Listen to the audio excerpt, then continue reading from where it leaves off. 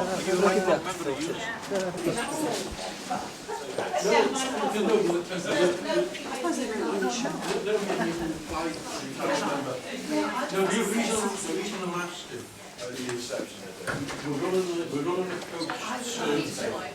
but it's 20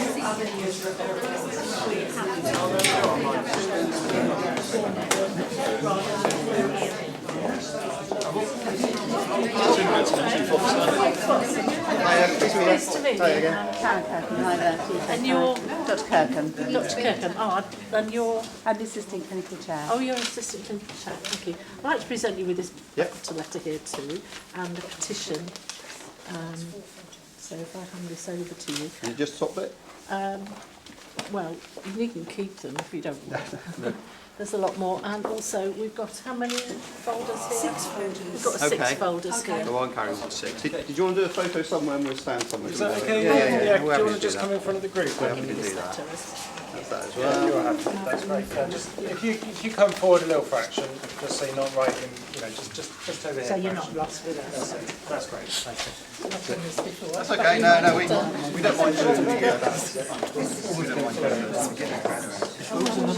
All right. Okay. Yeah. That's it. Okay. Okay. Super. Straight in. Lovely holiday. Yeah, I've done that. One more like that. Lovely. Great. Thanks. Thank you. Okay. Thank you. You're welcome to keep it if you want. Well, if you hand them in, we'll keep them.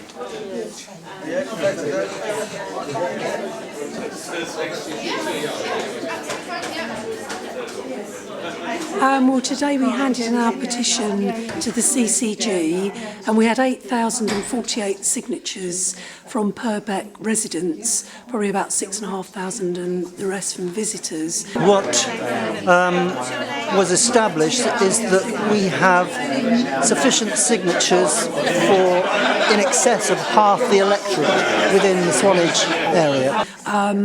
People feel very strongly that because we're at the end of a kind of corridor on that peninsula, we will not be able to get to Royal Bournemouth through Bournemouth, the most congested town in the UK, within safe guidelines.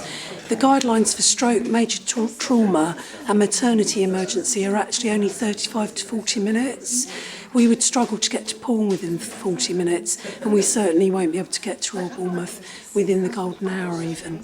So we feel very strongly that we need to maintain services at Poole, and if there is only going to be one major emergency hospital in the east, that unfortunately we would rather have 2, but it needs to be at Poole because more people can access it by the CCG's own statistics. They show 74% can access services at Poole in 30 minutes, only 69% can access them at Bournemouth, and all can access services at Poole within 56 minutes, whereas for a tranche of people they can't even access services at Bournemouth within an hour. We've had a great deal of success and a lot of support from local people, and last night we had support from the Swanage Town Council, who felt that the CCG questionnaire didn't ask the right questions and didn't provide enough information. So they're going to be putting their point of view in a letter, and hopefully it will add some weight to what we've done in Swanage. When the consultation comes back, whether we've been listened to, and we'll also be looking at the GP, what's happening about the GP proposals. As we know, back in October, November time, there was proposals to close a third to 2/3 of GP surgeries. They've been withdrawn after a public outcry and an outcry from health scrutiny. But, what is going to be tabled about the GP? Will there be any consultation? So we'll be looking out for that and continuing to fight for Poole A&E, of course. Paul Kimber at County Hall has been speaking out very much so and campaigning with us on behalf of the Labour group. Cherry Bartlett, our Swanage Dorset County Council candidate, has been out with the petition and is here today. She's been on the radio with me this morning. I'm afraid there is a bit of a deafening silence from the Conservative side.